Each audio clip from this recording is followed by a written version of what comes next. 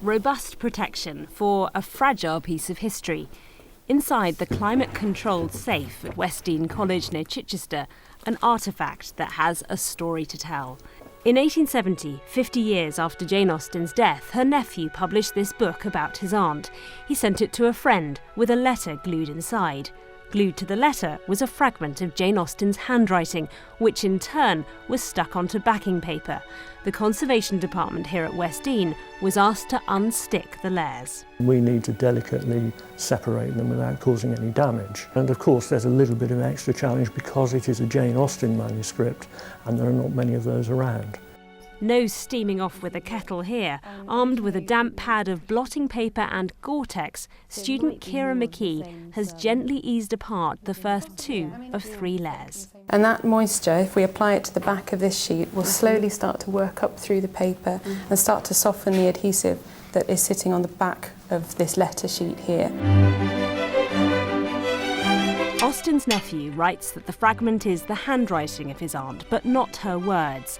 He says it's part of a sermon, copied out by Jane, but written by her brother, the Reverend James Austen, in 1814.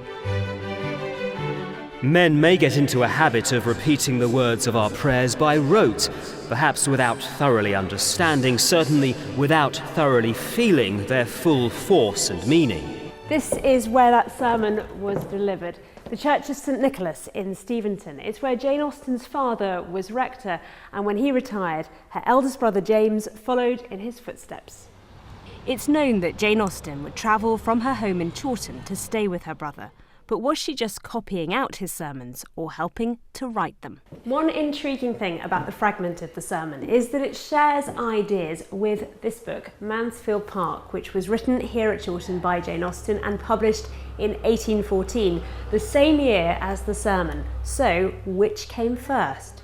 The curator of Jane Austen's house is clear it was the novel. So I imagine that she was staying with him, and her visit coincided with the day that he would prepare his sermon. And he might have worked with her, do you think? I think that's the big question, whether she was, as the younger sister, whether she was influencing what he would say or whether they composed it together. Those things we can't really answer, but we can question that, and the link back to Mansfield Park makes that quite a compelling question. Jane Austen had written on both sides of the fragment. The reverse hasn't been seen since it was stuck down on backing paper 150 years ago. Well, we were curious because we could see text on the reverse just peeping through, and of course when so little of Jane Austen's manuscripts survive, having some extra words and finding out what those words might be is something you have to pursue. Experts were planning to unglue this final layer too, but then they discovered, viewed on a light box, the words become clear. And there you have it. You start to be able to see this wording very clearly.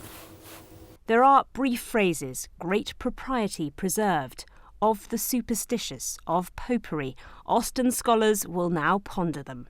We know that there are other parts of this sheet in similar manuscript fragments, and it would be fascinating to bring as many pieces as we can together and to reassemble the jigsaw. The Austen fragment will go on display at Chawton later this year. The whole story behind it will take longer to uncover.